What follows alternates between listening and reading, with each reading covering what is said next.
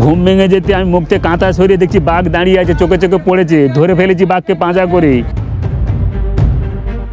সুন্দরবনের পাতাল জল। আতা গাছে তোতা পাখি, ডালিম গাছে মৌ, ছোটবেলায় মারতো মা বাবা, এখন মারে কিন্তু বউ। নদীতে আলো টালো পড়ছে বলে বাঘটা পার হচ্ছে না। সেই সুন্দরবন মানেই আমাদের মনের মধ্যে ভেসে ওঠে এক গহন ম্যানগ্রোভ অরণ্য, যার মাঝে বিরাজ করেন সেখানকার মহারাজা রয়্যাল বেঙ্গল টাইগার। এ তো গেল কবির কল্পনা, কিন্তু বাস্তব বলছে বাঘের চোখে চোখ রেখে নোনা জল গায়ে মেখে দারিদ্রতার সাথে লড়াই করেই অভ্যস্ত সেখানকার মানুষ। কিন্তু বাঘ আর কুমিরের সাথে ঘর করা এখানকার মানুষ আরও একটা ব্যাপারে ধীরে ধীরে অভ্যস্ত হয়ে উঠছেন, তা হলো সুন্দরবনের ইলিশ উৎসব। এই ইলিশ উৎসবকে ঘিরে এখানকার জনমানসে একটা লক্ষণীয় পরিবর্তন এসেছে। সেই পরিবর্তনের সাক্ষী হতেই আমি এসেছিলাম এই সুন্দরবনে। সুন্দরবনের দ্বিতীয় দিনে আপনাদের স্বাগত। আর ইলিশ উৎসব মানেই তো ভরপেট খাওয়া দাওয়া, দারুণ হয়েছে।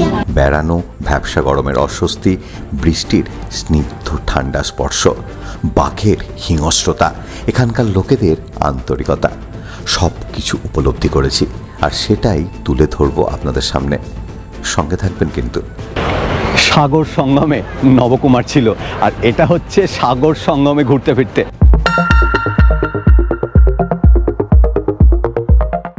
শিয়ালদহ স্টেশনে পৌঁছেছিলাম তখন সকাল 7:10। ক্যানিংয়ে ট্রেন আছে সেই 7:42 নাগাদ। হেলতে দুলতে সাউথ সেকশনে গিয়ে দেখি, উড়ি বাস, এ তো কাতারে কাতারে মানুষ। তার মানে এত লোক যাবে সুন্দরবনে ইলিশ উৎসব পালন করার জন্য।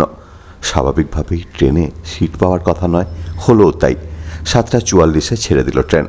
শিয়ালদা স্টেশনের ভিড় এখন পুরোটাই ট্রেনের মধ্যে। 7:44-এ শিয়ালদা থেকে ছেড়ে ঠিক 9টার সময় ঢুকে পড়েছে কিন্তু ক্যানিংয়ে।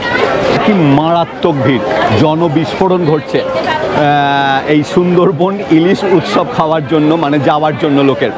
স্টেশন থেকে নেমে দেখি সাগর সঙ্গমের বোর্ড নিয়ে একজন দাঁড়িয়ে রয়েছেন। আমি যেহেতু সাগর সঙ্গমের সাথে ঘুরতে এসেছিলাম, তাই ভিড়ে গেলাম ওদের সাথে। এদের এই ট্যুর প্যাকেজটা পুরোটাই ক্যানিং থেকে সুন্দরবন ঘুরে আবার ক্যানিং, আর ক্যানিং স্টেশন থেকে সোনাখালির দূরত্ব, অর্থাৎ যেখান থেকে লঞ্চ ছাড়বে সেটা প্রায় 17 কিলোমিটার। এই রাস্তাটা যেতে হবে অটোতে করে। মঙ্গল সিংকে বল 10 মিনিট পর থেকে টিফিন বাজার শুরু করে দেয়, কারণ আমরা অর্ধেক রাস্তায় এসেছি। ইনি হচ্ছেন মাল্টি ট্যালেন্টেড রূপনারায়ণ দা। আমাদের লঞ্চটার দায়িত্ব পুরোটাই এনার হাতে। আমরা যেতে যেতে টিফিনটা গরম থাকে আর কমপ্লিট হয়ে যায়, ঠিক আছে। সাগর ট্রাভেলসে চালু আছে। চলে এসেছি অবশেষে সোনাখালি ঘাটে। তা যাই হোক, সোনাখালি ঘাটে এসে দেখলাম প্রচুর লঞ্চ, মানে স্টিমার, বোট রয়েছে। মোটামুটি প্রায় 25 থেকে 30টার মতন বোট দাঁড়িয়ে রয়েছে। আমাদের বোট হচ্ছে সল্ট অ্যান্ড লাইট। ভেতরটা ঢুকেই রয়েছে নিচে জিনিসপত্র রাখার জায়গা আর বেড, আর ওপরটা বসার জন্য কিচেনটা রয়েছে পেছন দিকে। একে একে বোটগুলো ছেড়ে বেরিয়ে যাচ্ছিল। আসলে এদের প্যাসেঞ্জার লিস্টের সবাই চলে আসলেই বোট ছেড়ে দেয়, তবে আমাদের বোটে এখনও সবাই আসেননি। সকাল 10টা নাগাদ এসে গেল ব্রেকফাস্ট। গরম গরম লুচি, আলুর দম আর রসগোল্লা। আমি এমনিতে পেটুক আছি, তবে বেশি খেতে কিন্তু একদম পছন্দ করি না, কোয়ালিটি ফুড খেতে পছন্দ করি। সেই জন্য মোটে 2টো লুচি নিয়েছি। আর এই ব্যাপারে একটা কথা সবাইকে একটু স্মরণ করিয়ে দিই, অনেকে ভাবেন যে টাকা তোলার ব্যাপার। এই টাকা যদি, মানে টাকা তোলার কনসেপ্টে যদি আপনি এই সুন্দরবন ঘুরতে আসেন বা ইলিশ উৎসবে আসেন, পেটটা অনিবার্য খারাপ হওয়ার সম্ভাবনা। 10:30 নাগাদ ছেড়ে দিল বোট। সোনাখালি ঘাট সংলগ্ন এই নদীটার নাম মাতলা। এই মাতলা নদীর একদিকে রয়েছে সোনাখালি, অন্যদিকে বাসন্তী। এখানে একটা ব্রিজ দিয়ে যোগ করা রয়েছে জায়গা দুটো। আজ থেকে প্রায় যদি 200 বছর পিছিয়ে যান, তাহলে কিন্তু সুন্দরবনের এলাকাটা অনেকখানি ছিল, প্রায় 14,000 স্কোয়ার কিলোমিটার। এটা এখন কমতে কমতে প্রায় 8,000-এর কাছে এসে দাঁড়িয়েছে। এই যে লঞ্চগুলো দেখতে পাচ্ছেন যাচ্ছে, সবকটাই কিন্তু ইলিশ উৎসবে সামিল।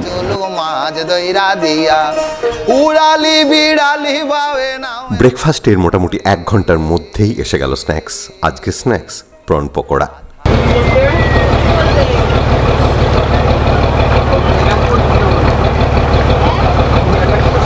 মাঠে বইটা রাতল চাইয়া হাসে বইটা রাতল চাইয়া। 1987 সালে ইউনেস্কো ওয়ার্ল্ড হেরিটেজের সম্মান পায় এই সুন্দরবন। তবে এই সম্মান কিন্তু শুধুমাত্র ভারত আর বাংলাদেশের যে সুন্দরবন, সেই সুন্দরবনের কথাই আমি বলছি। এবং এই সুন্দরবনের 67%, প্রায় 66%-এর বেশি রয়েছে বাংলাদেশে, আর আমরা পেয়েছি 33%-এর মতন। আর সেই 33%-এর ছোঁয়া পেতেই আজকে আমার বেরোনো। ডান দিকে যে জায়গাটা দেখতে পাচ্ছেন এটা হচ্ছে গদখালি ঘাট। গদখালি মানে ক্যানিং থেকে বাই রুট এটা শেষ। এরপরে আপনি সামনের দিকে যত এগোবেন আপনাকে জল পার করে যেতে হবে। এই ট্যুরটার বৈশিষ্ট্য হচ্ছে সকাল থেকে সারাদিন বোটে করে ঘোরা, বোটেই রান্না, সেখানেই খাওয়া দাওয়া এবং ট্যুরিস্ট স্পটগুলোকে দেখা, আর রাত্রেবেলা পাখিরালা হোটেলে গিয়ে থাকা আর খাওয়া। চলে এলাম গোসাবা।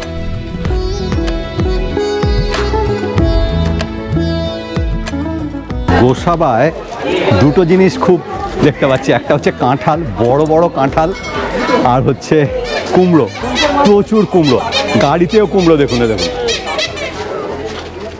ড্যানিয়েল হ্যামিল্টন ছিলেন একজন স্কটিশ ব্যবসায়ী। তিনি ভারতীয় উপমহাদেশে আসেন 1880 সালে। সেই হ্যামিল্টন সাহেবের বাংলো রয়েছে এই গোসাবায়। উনি কিছু আদিবাসী মানুষকে এনে এখানে বসতি করান, বলেছিলেন যে যতটা জঙ্গল কাটতে পারবে তার ততটা জমিন। হ্যামিল্টন সাহেবের বাংলো থেকে বেকন বাংলোর দূরত্ব হাঁটা পথে 5 মিনিট। গোসাবা থানার পাশ দিয়ে হেঁটে চলে এলাম সেখানে। 5 টাকা দিয়ে টিকিট কেটে ঢুকেও পড়লাম। দেখলাম ভেতরে জোরদার রবীন্দ্রসঙ্গীত চলছে। রবীন্দ্রনাথ ঠাকুর এই প্রান্তিক এলাকায়, গোসাবার এই প্রান্তিক এলাকায় এসেছিলেন 1932 সালে, আর আজকে হচ্ছে 2025। আমি সেই সময় এসছি এখানে। তবে গোসাবা কিন্তু এখন প্রচুর জনবহুল হয়ে রয়েছে, আর আমার সামনেই রয়েছে, এটাই হচ্ছে বেকন বাংলো, আর রবীন্দ্রনাথ ঠাকুর দুজনে মিলে বসে রয়েছেন। এই হচ্ছে সেই মূর্তি, স্ট্যাচু করা রয়েছে। 1932 সালের 29শে ডিসেম্বর স্যার ড্যানিয়েল হ্যামিল্টনের আমন্ত্রণে গোসাবায় এসেছিলেন কবি। তার আতিথেয়তায় উঠেছিলেন কাঠের সুদৃশ্য বেকন বাংলোয়।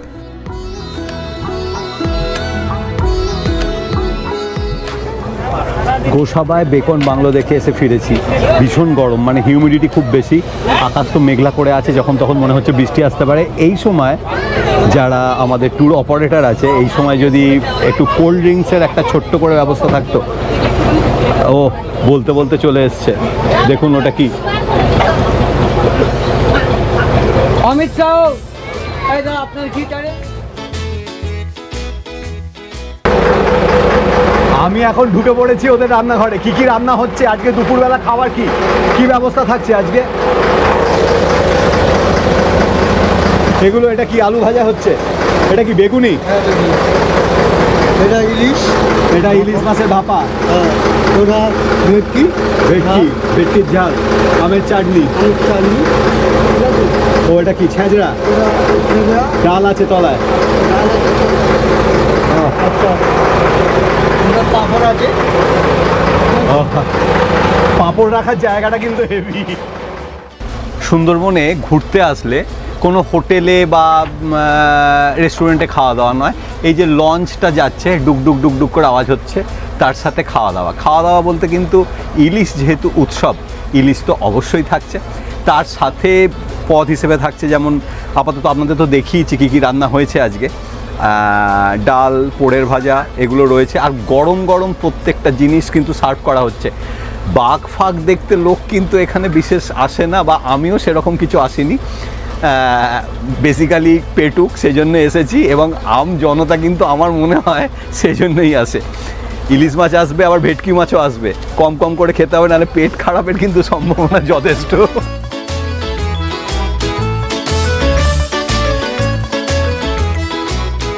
ইলিশ মাছগুলো কোথাকার? ইলিশ ডায়মন্ড হারবার। এখান থেকে সুন্দরবনের টাইগার রিজার্ভ এরিয়াটা শুরু হচ্ছে। এতক্ষণ আমরা উভয় দিকে লোকালয়ের মধ্যে ছিলাম। এবার শুরু হলো একদিকে জঙ্গল, একদিকে লোকালয়। পেপারে একটা খবর মাঝে মাঝেই ভেসে ওঠে, সুন্দরবনে বাঘের হামলা। গরু, ছাগল, মানুষ পর্যন্ত কেউই বাদ যায় না বাঘের হামলাতে। আর এই ঘটনাগুলো ঘটে ঠিক আমি এখন যে জায়গাটা দিয়ে যাচ্ছি সেইখানটাতে। দেখুন ডান দিকটা নেট দিয়ে ঘেরা রয়েছে, এটা সুন্দরবন টাইগার রিজার্ভের অন্তর্গত। আর এর ঠিক উল্টো দিকে নদীর ওপারে কিন্তু লোকালয়। সেজন্যই বাঘমামা মাঝে মাঝেই বন পেরিয়ে নদী সাঁতরে ওপারে চলে যেত খাবারের আশায়। বাঘের এই গতিবিধিকে রোধ করার জন্যই গ্রামের উল্টো দিকে পুরো জঙ্গলকে ঘিরে দেওয়া হয়েছে নেট দিয়ে।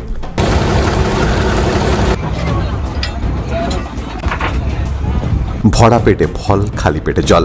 খাওয়া দাওয়ার পর পিয়ারার বন্দোবস্ত রয়েছে এখানে।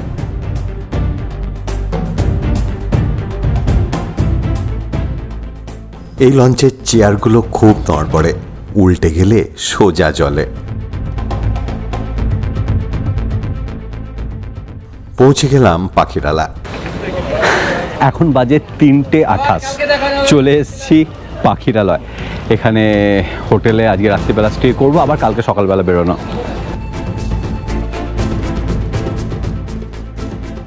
লঞ্চ ঘাটের ঠিক পাশেই ছিল আমাদের হোটেল। আমাদের ঘরটাতে 2টো ডবল বেড ছিল, অর্থাৎ এই ঘরটাতে 4 জন অনায়াসে শুতে পারবে। এছাড়াও ঘরটা যথেষ্ট পরিষ্কার পরিচ্ছন্ন এবং এসি ফেসিলিটিও রয়েছে। আসুন টয়লেটটা একবার দেখে নিই। ছায়া ঘনাইছে বনে বনে, সন্ধে নেমে এলো সুন্দরবনে। সুতরাং এখন সান্ধ্যকালীন স্ন্যাক্সের ব্যবস্থায় রয়েছে চিকেন পকোড়া আর কফি। খাওয়া দাওয়া সেরে আমাদের হোটেলের ঠিক বাইরেই গ্রামের মানুষদের তৈরি একটা মার্কেট রয়েছে। ঘুরতে শুরু করলাম সেখানে। এখানে বিভিন্ন গিফট আইটেম রয়েছে।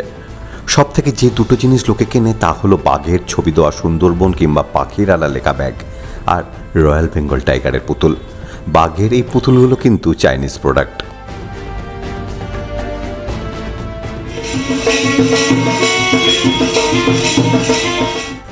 এই টোটাল প্যাকেজের মধ্যে প্রথম রাত্রে থাকে ঝুমুর নাচ, পরের দিন বাউল গান। আজকে আমাদের ঝুমুর নাচ হলো, কালকে থাকবে বাউল গান। ওরে ও রঙ্গিলা নাইয়া যাহুরে গান দিয়া সোনালি গান গাইয়া রে। আজকে সকালবেলা 5টার সময় উঠেছি, এখনো পর্যন্ত কিন্তু কোনো ঘুম হয়নি। তা এখন বাজে প্রায় 8:45, বাবা 8:55 বাজে। খাওয়া দাওয়া, তা রাত্রিবেলা আমি এখানে দেখলাম যেটা যদি বলে দেন তাহলে কিন্তু এরা রুটি দেবে, না হলে কিন্তু বাই ডিফল্ট ভাত। তো ভাত, ডাল, ঝুরঝুরে আলু ভাজা আর মাটন, এই হচ্ছে আজকের মেনু। সুন্দরবনের পূর্ণিমার সুন্দর চাঁদকে বিদায় জানিয়ে আজকের মতন গুড নাইট। আবার কালকে সকালবেলা দেখা হবে আপনাদের সঙ্গে। সুন্দরবনের দ্বিতীয় দিনে আপনাদের স্বাগত। আমি এখন রয়েছি সল্ট অ্যান্ড লাইটে। এখানে ঘাটে হাঁকাহাঁকি চলছে। কে আছে সল্ট অ্যান্ড লাইট চলে এসো, কে আছে সহচরী চলে এসো, কে আছে বিভিন্ন রকম যে লঞ্চ বা বোটগুলো রয়েছে সেগুলো থেকে হাঁকাহাঁকি চলছে। তা যাই হোক, আমরা কিন্তু আজকে সুন্দরবনের একটু ডেন্সে ঢুকবো। সুন্দরবনের এই জায়গাটা কিন্তু বেসিক্যালি 3টে নদীর সঙ্গম, কিন্তু এখানে বিভিন্ন নাম রয়েছে। আমি এখন যে নদীটার ওপর দিয়ে যাচ্ছি এটা হচ্ছে কমদি নদী। আমার ঠিক ওপারে ওটা হচ্ছে কিন্তু সজনেখালি, আর আমরা যেখান থেকে উঠলাম ওই জায়গাটা পাখিরালা, ওটা গোসাবার অধীনে পড়ে। নাও বায়ো নামাজিবে সমদই রাতে, হায়রে নাও বায়ো নামাজ। লঞ্চে সবাইকার একটাই প্রশ্ন, বাঘ দেখা যাবে তো? আরে বাবা, বাঘ দেখতে এসছেন নাকি ইলিশ মাছ খেতে এসছেন? সুন্দরবনে ঘুরতে আসলে 2টো আধার কার্ডের জেরক্স বা ভোটার আইডি কার্ডের জেরক্স লাগবে, কারণ একটা হোটেলের জন্য আর একটা এই সজনেখালি যে স্যাংচুয়ারি রয়েছে যেখানে আমরা এখন আসছি সেখানে পারমিশনটা করানোর জন্য। ওই রূপনারায়ণ ছুটে চলে যাচ্ছে পারমিশন করতে।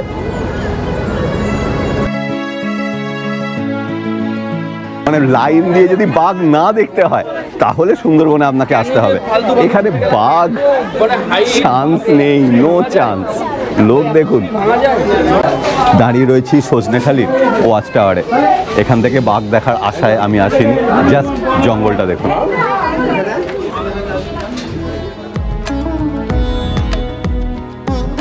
আমার ঠিক পেছনে একটা সুন্দরবনের ম্যাপ দেওয়া রয়েছে, দেখতে পাচ্ছেন। এই ম্যাপটা সম্পর্কে ছোট্ট করে আপনাদের একটুখানি বলি, তাহলে বুঝতে সুবিধা হবে। এর যে ডান দিকটা, এটা কিন্তু রয়েছে, এখানটা রয়েছে বাংলাদেশ, আর এটা রায়মঙ্গল নদী দিয়ে কিন্তু ইন্ডিয়া বাংলাদেশ বিভক্ত হয়ে রয়েছে। আমরা রয়েছি এখন এই জায়গাটা সজনেখালি, ওখান থেকে সুধন্যখালি হয়ে পীরখালি যাব আজকে, এটাই আমাদের ট্যুর প্রোগ্রাম। এই যে রিজিয়নটা দেখছেন, এটা হচ্ছে কিন্তু টাইগার রিজার্ভের মধ্যে, এই পুরোটাই টাইগার রিজার্ভের মধ্যে, এই পুরোটাই টাইগার রিজার্ভের মধ্যে। এইটাই কিন্তু লোকজন, অর্থাৎ ট্যুরিস্ট অ্যালাউড। এই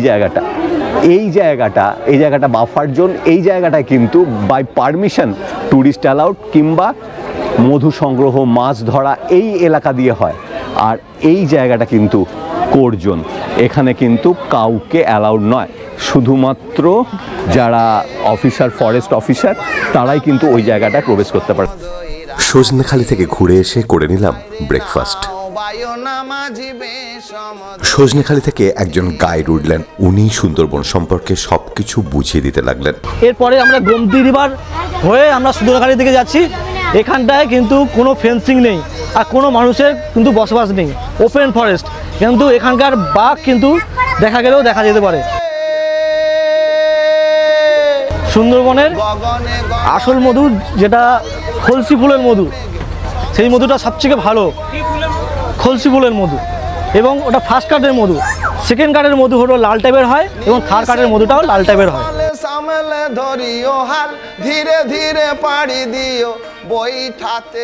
ছোট ছোট নারকেল গাছের মতন যে গাছগুলো দেখতে পাচ্ছেন, সেটাই হলো হেতাল গাছ। বাঘ থাকার সম্ভাবনা এখানে প্রচুর, তবে এখন জোয়ার চলছে। হেতাল গাছের পাতার ধরনের সাথে বাঘের গায়ের হলুদ ডোরা কাটা ধরনের কিন্তু প্রচুর মিল, সেজন্য বাঘ এখানে থাকলে সহজে বোঝা যায় না। আর মধু সংগ্রহকারীরা সেই জন্যই আক্রান্ত হন বাঘের হাতে। যারা মধু সংগ্রহ করে তারা কিন্তু ওই জঙ্গলে কিন্তু যেতে বাধ্য, কারণ কি ওই গাছের শুকনো পাতা এবং কাঁচা পাতা প্রয়োজনই প্রয়োজন। চলে এসেছি সুধন্যখালি। গেট দিয়ে ঢুকেই বাঁ হাতে রয়েছে বনবিবির মন্দির। এনাকে হিন্দু মুসলিম উভয় সম্প্রদায়ের মানুষই মেনে চলেন। আমি রয়েছি এখন সুধন্যখালিতে। এই সুধন্যখালিতে বেসিক্যালি ঢোকার মুখে বেশ কিছু হেতাল, কৃপা, গেওয়া, গরান, সুন্দরী এই টাইপের গাছগুলো রয়েছে। আর ভেতরটা পুরোটাই ফেন্সিং করা। আমি সেরকম একটা ফেন্সিংয়ের কাছে এসেছি। এই জায়গাটার বেশ একটা ভাইবস আছে। এই যে দূরে দেখুন, ওই যে একটা খাঁড়ি ঢুকে গেছে, এই সব জায়গায় কিন্তু বাঘ থাকে, তবে এই সময় বাঘ দেখা যাবে না, সেটাই স্বাভাবিক।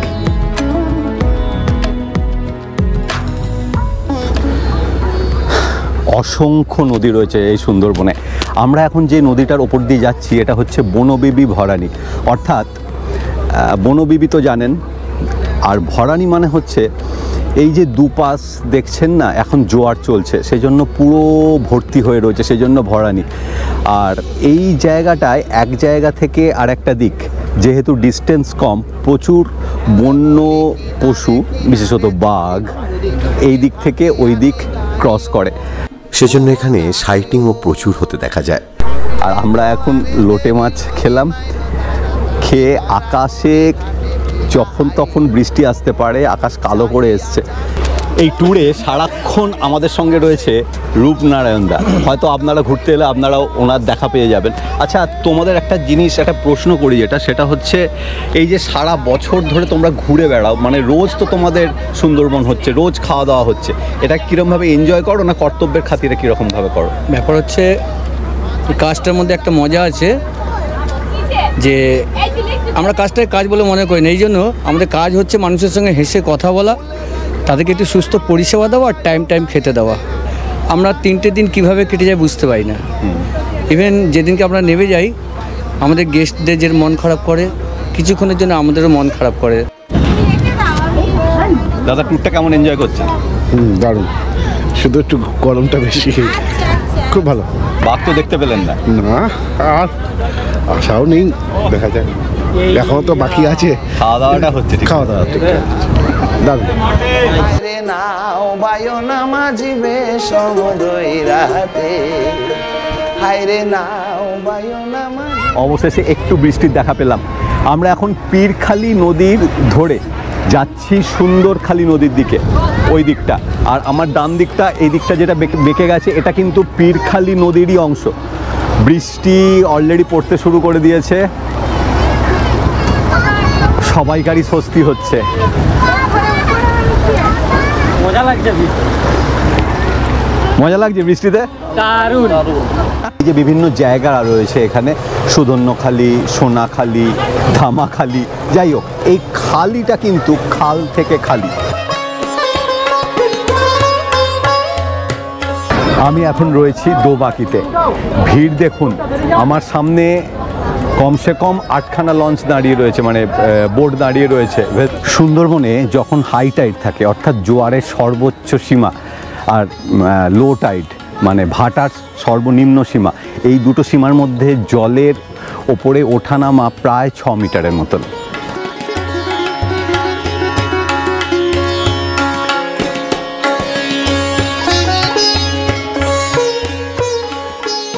যেহেতু বোটেই রান্না, বোটেই খাওয়া দাওয়া, সেজন্য রান্নার গন্ধ অনেকক্ষণ ধরে পেলেও চোখের দেখা দেখতে পেলাম এখন খাবারগুলো ওপরে তোলার সময়। সুন্দরবনে দ্বিতীয় দিনে শুরু কিন্তু সেই এক ডাল দিয়েই, তারপরে ঝুরঝুরে আলু ভাজা, আর এরপরে আসবে কিন্তু চিংড়ি মাছ, বাগদা, তারপরে মাছের মাথা দিয়ে, মানে ইলিশ মাছের মাথা দিয়ে কিছু একটা ঘন্ট টাইপের বা ওই জাতীয় কিছু, কচু শাক, আর তারপরে ইলিশ মাছের পাতুরি, চাটনি ফাটনি কিছু আছে। এই আজকের মেনু। খেতে খেতেই দেখতে পেলাম বেশ কয়েকটা হরিণ, তার মধ্যেই দুটোর ফটো তুলে ধরলাম আপনাদের সামনে, তাও ইঁটো হাতে।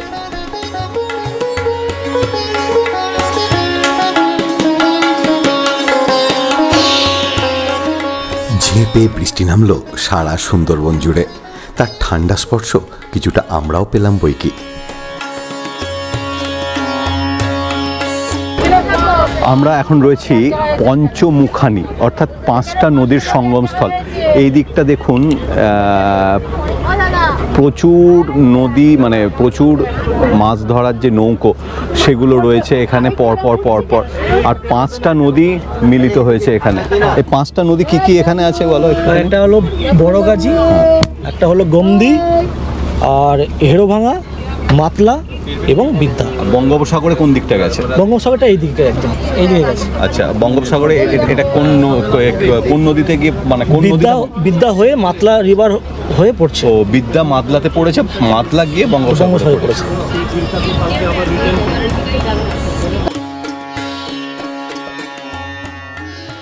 সারাদিন ঘোরাঘুরি শেষে আবার চলে আসা পাখিরালয়। আগে যে অবস্থা ছিল তার থেকে অবস্থা পরিবর্তন হচ্ছে। পরিবর্তনটা কিরকম, মানে কতদিন ধরে দেখছেন এটা? এই 3 বছরে বেশি হচ্ছে। 3 বছরে বেশি হচ্ছে। আগে 3 মাসই ব্যবসা হতো, এখন 12 মাস হচ্ছে।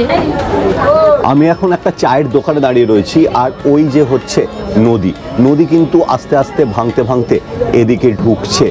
তা দাদা, আপনি এখানে যে দোকানটা করেছেন, এ তো ভেঙে যে কোনো সময় ঢুকে যেতে পারে। মুহূর্তের মধ্যে চলে যাবে, ধস নেমে চলে যাবে। আচ্ছা, তখন আমাদের সরে যেতে হবে, মাল তুলতে পারবো না, কিছু করতে পারবো না, এই ছেড়ে দিয়ে উঠে চলে যেতে হবে। এর আগে কোনো দোকান ছিল আপনার? হ্যাঁ। আপনার জন্ম কোথায়? আমার জন্ম এখানেই, ছোটবেলা থেকে দেখছেন? ছোটবেলা থেকে এখানে নদী কি আগে এরকমই ভয়ানক ছিল নাকি? প্রচুর ভাঙন। এই জায়গা অন্ত কম করে 10টা বাঁধ উল্টিয়েছে এই পর্যন্ত, 10টা বাঁধ উল্টে এই পর্যন্ত এসেছে। আগে কি মানে আগে কতখানি নদীটা ছিল এখান থেকে? নদীটা সরু ছিল। আচ্ছা, এখন আস্তে আস্তে ভেঙে ভেঙে বড় হয়ে যাচ্ছে। চরটা তাহলে অনেক দূর ছিল? অনেক দূর ছিল, অনেক দূর। বাঘ পার হয়ে আসতো, এখন কিন্তু অনেক চড় হয়ে গেছে। এখন নদীতে আলো টালো করছে বলে বাঘটা পার হচ্ছে না এই সাইডটা, অন্য সাইডে বাঘ পার হচ্ছে।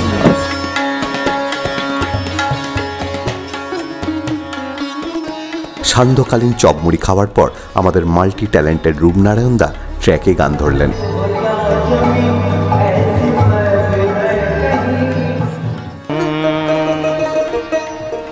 ওরে নাও ছাড়িয়া দে, পাল উড়াইয়া দে, ছল ছলাইয়া চলুক রে নাও মাঝ দইরা দিয়া, চলুক মাঝ দইরা দিয়া, নাও ছাড়িয়া দে। বাউল গান শুনে খেতে বসতে বসতে আজকে প্রায় রাত 10টা। আজকে ডিনারে ছিল ফ্রায়েড রাইস, আলুর দম আর চিকেন কষা। সুন্দরবনে তৃতীয় দিনে সবাইকে স্বাগত। আজকে কিন্তু ফেরার দিন। তো একটা জিনিস আপনাদের দেখাই, দেখুন ভিড় দেখছেন, ম্যাসিভ ভিড়, কিন্তু সিভিক ভলেন্টিয়ার একজন আছে। আমি এই প্রসঙ্গটা বা এই ব্যাপারটা কিন্তু আমি প্রশাসনের দৃষ্টি আকর্ষণ করছি। এত ভিড় এই সময় কিন্তু উনি একা সামলাতে পারছেন না, তার ফলে বোঝা যাচ্ছে দেখুন এই মাত্র এখানে একজন পড়ে গেছিলেন। তা এই ব্যাপারটা সম্পর্কে কিন্তু একটুখানি নজর রাখবেন। সবাইকে বলছি সুন্দরবন ভালো হচ্ছে। আর ট্যুর অপারেটর যারা আছে তারা কিন্তু অনেক সময় দেখা যাচ্ছে তাদের লাগেজ মানে পার্টিদের লাগেজ ঠিকঠাকভাবে ক্যারি করছে না, বা বয়স্ক লোক যারা বিশেষত আছে তাদের লাগেজ কিন্তু ঠিকঠাক ক্যারি করা হচ্ছে না। বয়স্ক লোকেরা তাদের লাগেজ নিজেই টেনে আনছে এই বিপজ্জনক যে ঘাট, এই ঘাটের ওপর দিয়ে। আরও একটা কথা, এই ঘাটগুলো সংস্কার করে কিন্তু অনেক বেশি চওড়া করা উচিত। পরপর লঞ্চ দাঁড়িয়ে রয়েছে আমার সামনে পেছনে, কমসে কম 7-8খানা লঞ্চ, এবং তাদের সমস্ত লোক লঞ্চে ওঠার জন্য হুড়োহুড়ি। যে কোনো সময় কিন্তু বিপর্যয় ঘটে যেতে পারে।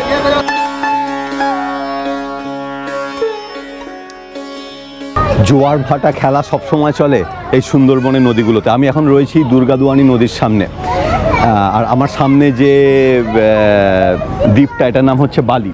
তো যাই হোক, এখানে ভাটা এখন জোয়ার ভাটার ঠিক মধ্যেখানের সময় নদীতে চড়ে কোথাও এই লঞ্চটা কিন্তু আটকে রয়েছে। আমরা এখন লঞ্চ থেকে কিছুটা দূরের মানে পাড় থেকে কিছুটা দূরে রয়েছি, দেখতে পাচ্ছেন লঞ্চ মুভমেন্ট করছে না।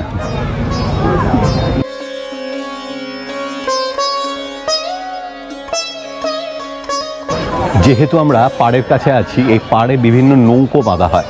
সে নৌকোর যে কাছিগুলো সেইগুলো কিন্তু জলেতে ভেসে বেড়ায়, এবং সেই কাছিতেই এই বোটের প্রপেলার ধরে নিয়েছে, কাছিটা ধরে নিয়েছে, ঘুরিয়ে দিয়েছে, এবং কাছি আটকে গিয়ে প্রপেলারে এই দশা। এবং আমরা সেই অবস্থাতে এখন একদম বালি দ্বীপ আমার ডান দিকেই, সেখানে ফেঁসে রয়েছি। এই কাজ চলছে।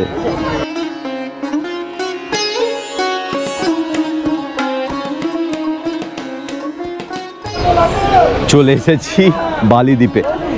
বেসিক্যালি এই বালি দ্বীপ কিন্তু আমার যেটা মনে হয় ট্যুরিস্টদের জন্য জলের বটলিং প্ল্যান্ট। এখানে আপনার বোরিং ওয়াটার নিয়ে নৌকোতে জল ভরা হয়।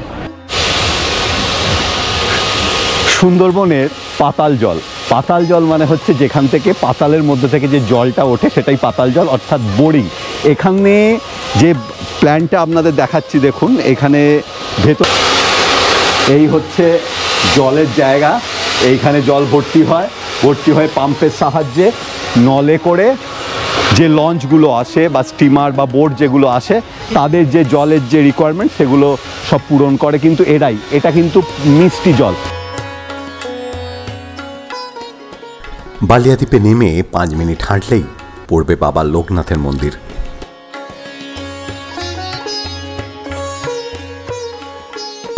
সুন্দরবনে এনারা আমাকে আবিষ্কার করেছেন, বলছেন যে আমার মানে বেসিক্যালি সাবস্ক্রাইবার, সবসময় নাকি আমার ভিডিও ওনাদের বাড়িতে চলে। সব সময় ডিনারে সব সময় ঘুরতে ফিরতে চলছে। তাছাড়া আর কিছু নয়, যে জায়গাগুলো দেখে আমরা চেষ্টা করছি সেই জায়গাগুলো দিয়ে যাওয়ার। ভালো লাগে, ভীষণ ভালো লাগে। বলার কাশ্মীর লাদাখ ট্রিপের সবকটা ভিডিওই দেখেছি, সব খুব ভালো, ভীষণ মোটিভেট হই। এই দ্বীপেই দেখা হয়ে গেল বাঘের দ্বারা আক্রান্ত এক ব্যক্তির সাথে। আমার সঙ্গে রয়েছেন আশিস দাস। ধূপনির জঙ্গলে উনি মধু সংগ্রহ করতে মাছ সংগ্রহ করতে গেছিলেন। সেই সময় বাঘে ধরে, মাথাটা পুরো মানে চাপা দেওয়া রয়েছে। সেখানে কিন্তু মূল আক্রমণ ওইখানেই হয়েছিল। আমি 2022 সালে মাছ ধরতে গিয়ে আমার বাঘের সঙ্গে লড়াই হয়। আমাদের বন দপ্তর পাস দেয়, বছরে 9 মাস মাছ কাঁকড়া ধরা পারমিশন দেয়। আমার 2022 সালে 5 জন ডিঙি নৌকা নিয়ে বেরিয়ে গেছি মাছ ধরতে। আমাদের হাতে বা নৌকার পারমিশন দেয় বন দপ্তর। আমি বাড়ির থেকে বেরিয়ে গেছি, সেদিন 7 দিন হয়েছে জঙ্গলে। আমরা ছিলাম 5 জন ডিঙি নৌকাতে। আকাশে হঠাৎ একটা ভয়ঙ্কর মেঘ হয়েছে, সরু খাঁড়ি খালে নৌকো ঢুকে দিয়েছি। ধুমনির খাল আমাদের সব জেলেরাই জানে, বন দপ্তর অফিসাররা জানে ধুমনির খাল কোথায়। সেই খালে নৌকো ঢুকে দিয়েছি, দিয়ে অ্যাঙ্কার করে দিয়েছি। আমার গায়ে জ্বর ছিল, আমি ঘুমাচ্ছিলাম। কিছুক্ষণ পরে আমার যে 4 জন ছিল ওরা চিৎকার করছে, তখন আমার ঘুম ভেঙে গেছে। ঘুম ভেঙে যেতে আমি মুখ থেকে কাঁথা সরিয়ে দেখছি বাঘ দাঁড়িয়ে আছে, চোখে চোখে পড়েছে। ধরে ফেলেছি বাঘকে পাঁজা করে, বলেছি মা গো বাঁচা, কামড় মেরেছে, ফেটে গেছে। তারপরে আমি আর কিছুই জানতাম না। 8 মাস আমি তো কিছুই জানি না বেঁচে আছি বলে। 8 মাস পরে আমার জ্ঞান এসছে। আমার এখনো হাড় নেই, এই জায়গাটাতে আবার একটা অপারেশন হবে। আমার এইটা সামনে সার্জারি করা, এখান থেকে চামড়া কেটে, সাইড থেকে চামড়া নিয়ে এটা প্লাস্টিক সার্জারি করেছে। এরকম একটা হবে, এই জায়গাটা খুলি নেই এখনো। বাঘের সঙ্গে চোখাচোখি হয়েছিল? একদম চোখে চোখে পড়ে গেছিলো সব, বাঘের চোখে চোখে আমার চোখ পড়ে গেছে, ধরে ফেলেছিলাম বাঘকে। এই পিঠে একটা নখের দাগ আছে, এই নাকেও নখের দাগ, নাকের নখ লেগেছিল, এই থাপড়া মেরেছিল, মাথায় কামড় মেরেছিল, আর এই নাকে বাঘের নখ লেগেছিল, পিঠে নখ। বাকিরা কি করে টেনে আনলো আপনার? এবার আমি তো 8 মাস জানতাম না। 8 মাস পরে শুনলাম আমার যে সঙ্গীরা ছিল ওরা মারধর করে বাঘকে নৌকার থেকে, না নৌকায় হয়েছিল আমার অ্যাক্সিডেন্ট, এবার নৌকার থেকে বাঘকে নামিয়েছে। নামানোর পর জঙ্গল থেকে আমাদের এই বালিয়া বিজয়নগরে ফোন করেছে, আমার যেখানে বাড়ি, আমার বাড়ির কাছাকাছি বন দপ্তর অফিস আছে, বিদ্যা ফরেস্ট টাইগার অফিস। সঙ্গে সঙ্গে এলাকার মানুষ অফিসে খবর দিয়েছে, ওখান থেকে বন দপ্তর তুলে নিয়ে এসে, এই জন্য বন দপ্তরকে সাধুবাদ জানাই, প্রণাম জানাই।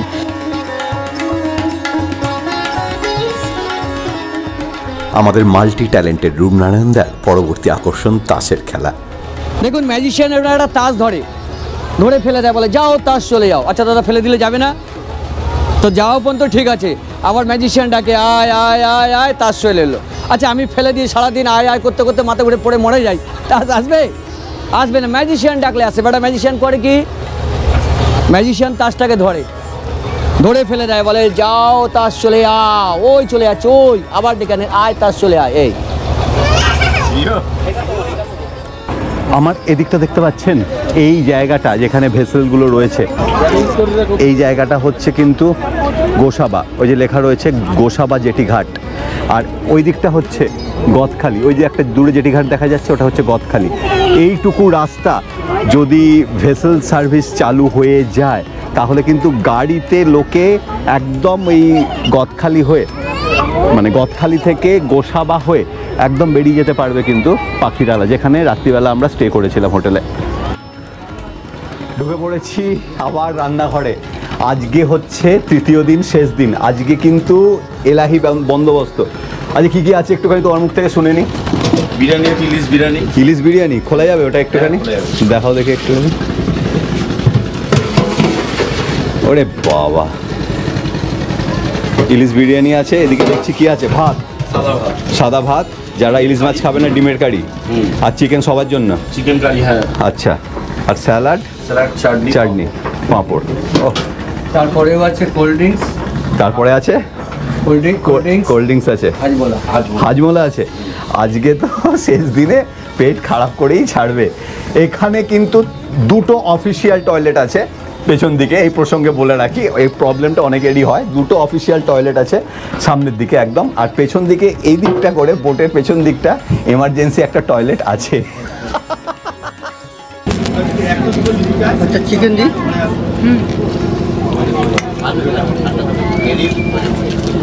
বাচ্চার এক পাশ দিচ্ছি, একটু দিন।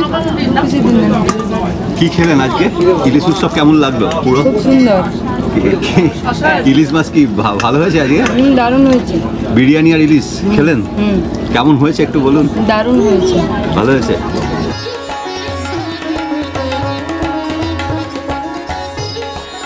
প্রায় 3টে দিন আমরা সবাই একসাথে ছিলাম।